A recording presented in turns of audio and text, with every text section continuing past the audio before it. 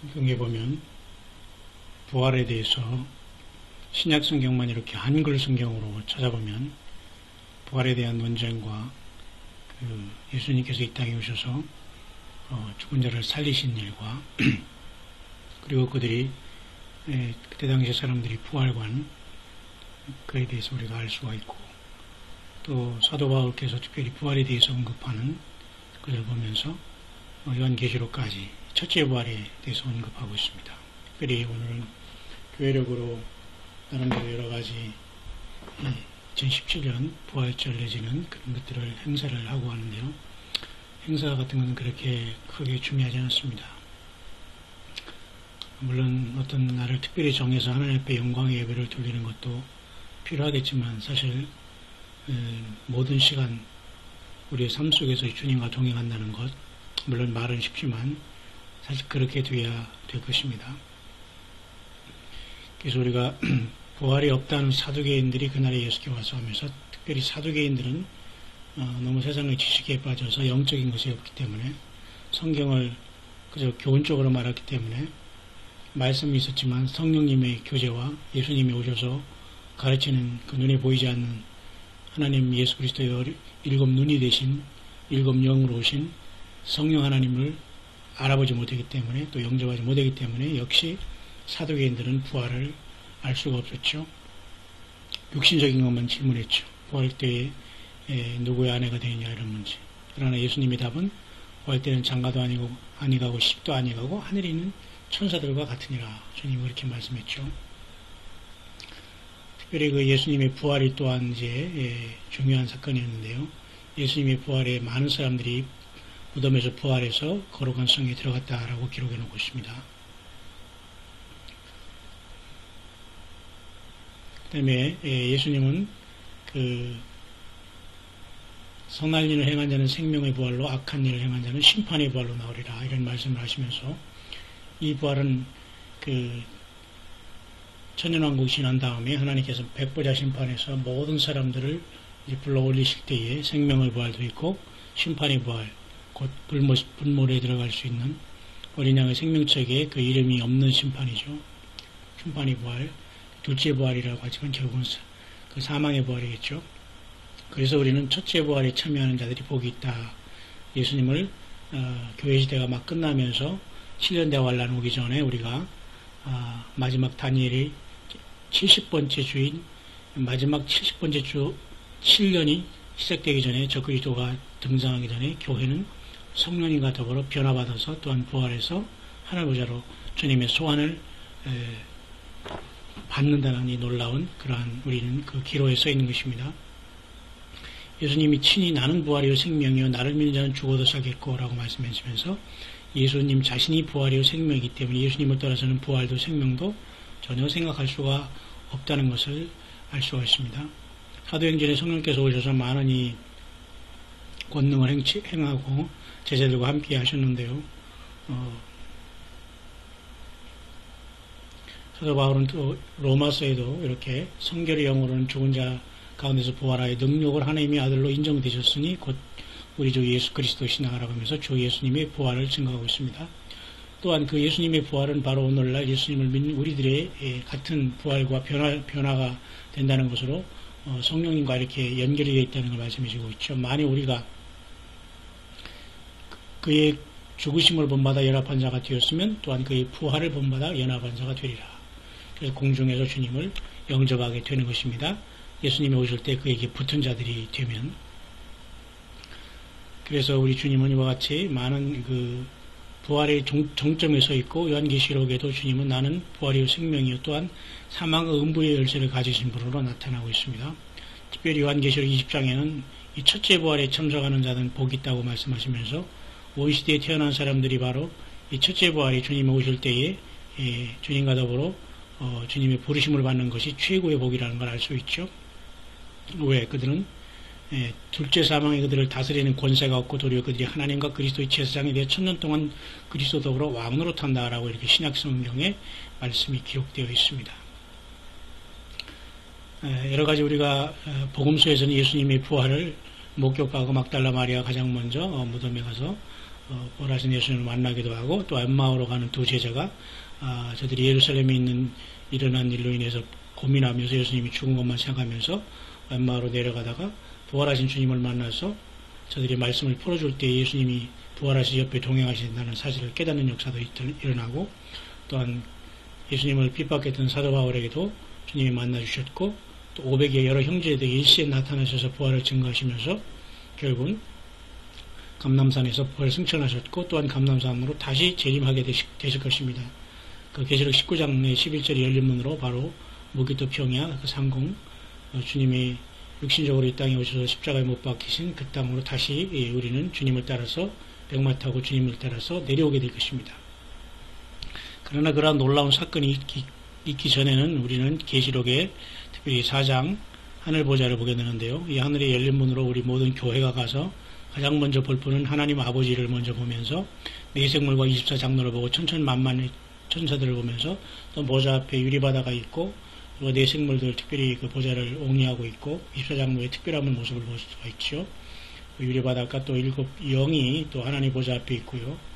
근데 거기에 가장 중요한 내생물과 24장로 사이에 어린 양이 서 있다는 것을 우리는 알 수 있습니다. 그래서 바로 이 보좌와 내생물과 장로들 사이에 어린 양이 섰는데 일찍 죽임을 당한 것 같더라. 일찍 죽임을 당한 것 같더라.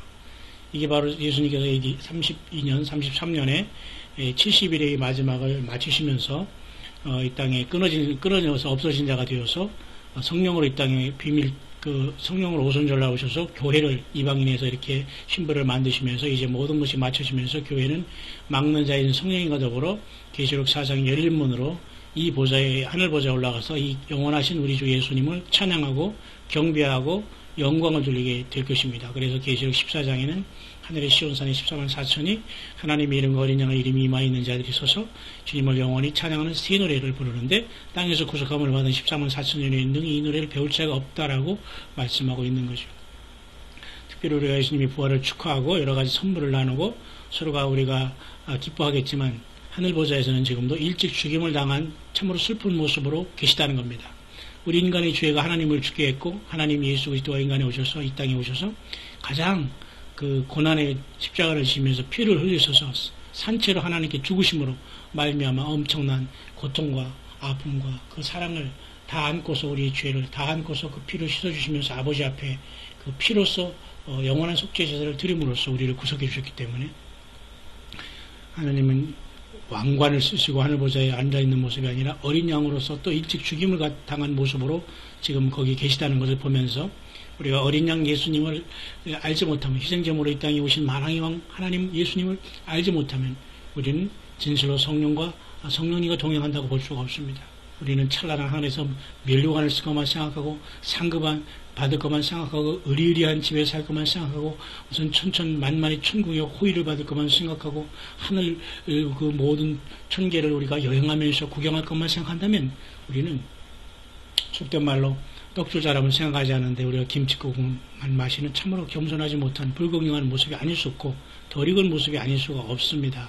그래서 우리는 계시록 5장을 보면서 어린 양이 일찍 죽임을 당한 모습으로 섰고 7뿔과 7눈이 있으시며 이 눈은 온 땅에 보내심을 입은 하나님의 7영이라. 성령님이 이 땅에 하나님의 예수 그리스도의 7눈이신데 오순절날 이 땅에 오셔서 교회를 지금 지키시고 성장시키시고 완벽하게 하나님의 어린 양의 신부로 준비하고 있는 것입니다.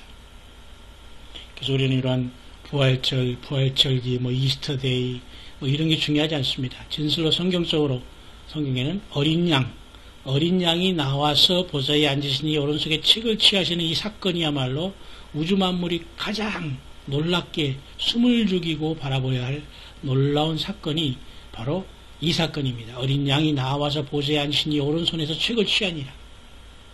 예수님께서 왕강을 쓰시고 막 그냥 천천만만의 사역자들을 막 좌우로 호위하며 나타나서 하나님 보좌 앞에서 담대하게 막 이렇게 하는 것이 아니라 어린 양이 나와서 보좌에 앉으신 그 하나님 아버지 오른손에 7일 동안 그 책을 겸손하게 취하신 모습인데, 어린 양, 일찍 죽임을 당한 것 같으신 그 예수님 69일회를 480년에 마치시고 이제 70일에 490년의 한 일회를 이제 교회를 그 피로 다 구속하셔서 천절매로 주님의 보좌 앞에 들어 올라가실 그 모든 것을 마치신 예수님께서 일찍 죽임을 당한 모습으로 나타나 있습니다. 그래서 우리가 이 찬양을 부를 때에 이 땅에서는 마지막 70번째의 한일레인 7년 환란이 시작이 되는 것입니다. 식을 취하심에 내 생물과 24장로들이 어린 양 앞에 엎드려 각각 검은 고와 양이 가득한 금대접을 가졌으니 향은 성도의 기도드리라. 예수님을 너무너무 사랑했기에 주님을 향한 고백과 고백, 여러 가지 우리가 주님 앞에 간구한 모든 것들이 아버지 앞에 이제 올라가고 예수님 앞에 이 모든 그 기도를 주 앞에 올려드리는 것입니다. 놀랍지 않습니까? 이 어린 양이 하나님 아버지의 오른손에 있는 일곱 인봉한 책을 취할 때에 걸어가신 24장로와 네 생물과 이 모든 존재들이 어린 양 앞에 엎드린다는 겁니다. 왕관을 쫙하게 쓰신 위엄의 보좌에 앉으신 예수님 앞에 엎드린 것이 아니라 겸손하시고 희생제물 되신 그 예수님 앞에 온 우주 만물이 모든 피조세계가 다 무릎 꿇고 경배하는 모습을 보게 됩니다. 그 찬양의 새 노래의 모습이 이겁니다. 새 노래를 노래할 가로되 새 노래. 여러분 계시록 14장에도 13만 4천이 새 노래를 부르고 있죠. 책을 가지시고 그 인봉을 떼기에 합당하시도다. 이 책을 알아야 됩니다. 이 책을 가지고 그 인봉을 떼기에 합당하시다는 것을 알아야 됩니다. 그것이 바로 새 노래의 내용이 될 텐데요. 이 책이 뭐냐? 하나님 아버지 오른손에 일곱 인봉한 책의 비밀이죠.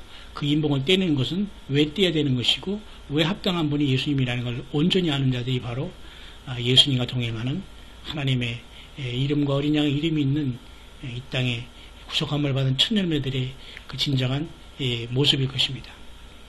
이 의미를 아십니까? 책을 가지고 그 인봉을 떼기에 합당하시도다. 우리 영에는 이 찬송과 이 기쁨과 이 놀라움의 고백과 이 당연함, 주님을 향한 이 찬양이 나와야 됩니다. 그리고 일찍 죽임을 당하사 69일을 이루사 이 땅에 오셔서 33년의 짧은 생에 하나님 앞에 피로 제사를 드린 예수님을 찬양해야 됩니다. 각 족속과 백성과 방언과 백성과 나라 가운데 사람들 피로 사서 하나님께 드리시고 이 예수님 저희로 하나님 앞에서 나라와 세상을 삼으셨으니 저희가 땅에서 왕노릇하리로다. 오직 예수님의 공로에 의지해서 우리는 이루어질 수밖에 없는 것입니다. 바로 이 예수님께서 한 번 죽으시면서 영원히 부활하셔서 하나님 보좌 우편에 올라가셨고 이제 우리는 이 열린 문을 통해서 이 걸어간 계시록 4, 5장의 천상의 예배에 온 교회에 모든 세상의 모든 교회 예수님의 피로 구속함을 받고 구원받은 모든 교회들이 천년매가 되어서 주님 앞에 첫째 부활로 이렇게 나타날 시간이 아주 가까웠습니다. 이것이 우리의 주님의 부활한 최고의 선물이 되어야 될 것입니다. 오직 예수님께만 영광을 돌립니다.